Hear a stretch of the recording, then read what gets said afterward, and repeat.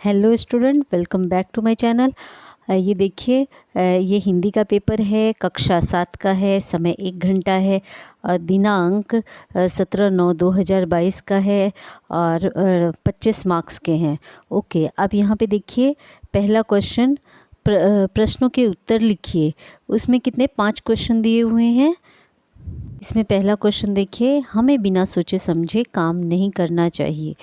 तो इसका आंसर ये देखिए, हमें कोई भी काम बिना सोचे समझे नहीं करना चाहिए क्योंकि फिर हमें पछताना पड़ सकता है। पहले का आंसर है। इसका सेकंड क्वेश्चन देखिए, सम्मान पाने के लिए आप क्या क्या करेंगे। सम्मान पाने के लिए आप क्या क्या करेंगे। देखिए आंसर यहाँ है, सम्मान पाने के लिए मैं अच्छे काम करूँगी। लड़के हैं आप तो करूँगा लिखिए, लड़की हैं तो करूँगी लिखिए। तीसरा क्वेश्चन देखिए, हमें प्रभु की याद कब कब आती है। तो हमें प्रभु की याद कब आती है, जब हम देखते हैं, हाँ क्या देखते हैं हम, सूरज, चाँद, पर्वत, सागर, हाँ और सुंदर सुंदर चीज़ें देखते हैं, तब हमें प्रभु की याद आती है। यहाँ पे जैसे लिखा हुआ है, सुंदर और अद्भुत चीज़ों को देख के हमें प्रभु की याद आती है। आप ऐसे लिख लीजिए।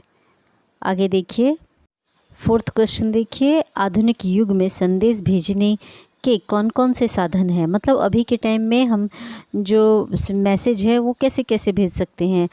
तो बहुत इजी है। आधुनिक युग में संदेश भेजने के लिए मोबाइल, कंप्यूटर, फैक्स। देखिए क्वेश्चन फिफ्थ देखिए, ईंधन के बिना चलने वाली किन्हीं 2 साधन के नाम लिखिए। जो ईंधन मतलब पेट्रोल वेट्रोल से नहीं चलती है, तो वो साधन के नाम लिखने हैं। तो साइकिल और नाव। क्वेश्चन दूसरा देखिए, दिए गए वाक्य में सही स्थान पर उचित विराम चिन्ह या सिर्फ विराम चिन्ह लगाना है, लगाकर वाक्य को फिर से लिखिए।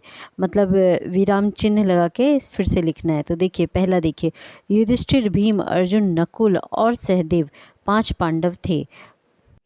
आंसर देखिए, युधिष्ठिर के बाद कॉमा लगाना है, भीम के बाद कॉमा लगाना है, उसके बाद अर्जुन के बाद कॉमा लगाना है, उसके बाद नकुल और सहदेव 5 पांडव थे। ये आंसर है, आप देख के लिख लीजिए। उसके बाद देखिए दूसरा क्वेश्चन देखिए, कौन कहता है कि भारत विज्ञान में पीछे है। यहाँ पे देखिए कौन कहता है कि, उसके बाद कॉमा, भारत विज्ञान में पीछे है। ओके, अब आगे देखिए थर्ड, राधा कृष्ण नाच रहे हैं। राधा कृष्ण नाच रहे हैं। थर्ड देखिए वही लिखना है, राधा कृष्ण नाच रहे हैं। उसके फोर्थ देखिए, चाणक्य ने कहा मैं तुम्हारी रक्षा करूँगा। देख लीजिए यहाँ पे विराम लगे हुए। गोदान। निम्नलिखित के शुद्ध रूप से लिखिए। पहला, आप कहाँ से आ रहे हैं। आप कहाँ से आ रहे हो। सेकंड देखिए यहाँ सेकंड देखिए, आप मेरा और आ जाइए। तो आप इसको लिखेंगे, ये देखिए यहाँ पे आप मेरी ओर, यहाँ पे और लिखा है, और नहीं लिखना है, और लिखना है, क्योंकि मतलब तरफ, और मतलब तरफ आ जाइए। यहाँ पे देखिए थर्ड, लड़के खेल रहे हैं। आप देख के लिख लीजिए। कुछ दिन है, कुजड़िन, ये गलत है। कुजड़िन सब्जियां बेचती है। उसके बाद फिफ्थ देखिए, रिक्शा में 2 आदमी बैठे हैं। अब क्या है, फिफ्थ क्वेश्चन है, कहानी लिखना है। निम्नलिखित मुद्दों के आधार पर से कहानी लिखिए। कहानी लिखना है। अब ये देख लीजिए, एक औरत अपने बच्चे और नेवले के साथ रहना, मतलब एक औरत जो है, जो नेवले के साथ रहती थी, अपने बच्चे के साथ रहती थी। स्त्री का बच्चे को पालने में छोड़कर पानी भरने जाना। बच्चे को पालने में छोड़ के पानी भरने के लिए चली गई। सांप का घर में आना, और उस टाइम में सांप आ जाता है। पालने की ओर आगे बढ़ना, वो पालने की तरफ आगे बढ़ रहा था। नेवले द्वारा सांप को मारना। औरत का वापस आना, नेवले के मुंह में खून देखना। तो उसको लगा होगा जो मेरे बच्चे को मार दिया होगा नेवले ने काट लिया होगा। नेवले को मटके से मारना। सच्चाई पता लगना, स्त्री का फुट फुट करके रोना, और सीख। ओके, अब आगे देखिए। अब यहाँ पे देखिए कहानी लिखा हुआ है, किसी गांव के बाहर स्वच्छ पानी का एक नाला, ये नाला जो है वो गलत है, नाला की जगह पे आप तालाब लिख दीजिए, क्योंकि नाला या कुआं लिख दीजिए, क्योंकि नाला जो होता है, नाला जो वर्ड मतलब नाला मतलब होता है गंदे पानी का नाला, कोई साफ पानी के स्रोत को नाला नहीं कहा जाता है, उसको तालाब या कुआं लिख दीजिए उसके बदले। उसके बाद देखिए,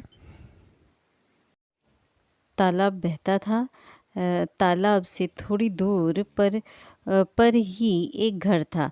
उसमें एक छोटा सा ब्राह्मण परिवार रहता था। ब्राह्मण और ब्राह्मणी और एक बच्चा। ब्राह्मणी ने एक नेवला पाल रखा था। नेवला जितना ही हट्टा कट्टा था उतना ही स्वामी भक्त भी था। एक दिन ब्राह्मणी तालाब से पानी भरने के लिए बाहर गई। तब घर में उसका छोटा बच्चा अकेले था। वह पालने में सो रहा था। ब्राह्मणी ने नेवले को समझाया था कि वह बच्चे का ध्यान ध्यान रखे। उसी समय एक सांप घर में घुस आया। वह पालने में सोए हुए बच्चे की ओर जाने लगा। नेवला सांप को देखते ही तेजी से दौड़ा और सांप पर टूट पड़ा। सांप को मारकर वह घर के बाहर आया। उसी समय ब्राह्मणी पानी भरकर लौटी। उसने दूर से नेवले का खून से लथपथ मुंह देखा। उसने सोचा कि उसके गैर हाजिरी में नेवले ने उसके बच्चे को मार डाला है। वह एकदम आपे से बाहर हो गई। अपने पानी से भरा घड़ा नेवले पर पटका। नेवला वहीं ढेर हो गया। ब्राह्मणी जब घर के भीतर पहुंची तो उसने देखा कि उसका बच्चा चैन से सो रहा था। उसके पालने के पास मरा हुआ सांप पड़ा हुआ था। यह देखकर ब्राह्मणी सारी बात समझ गई।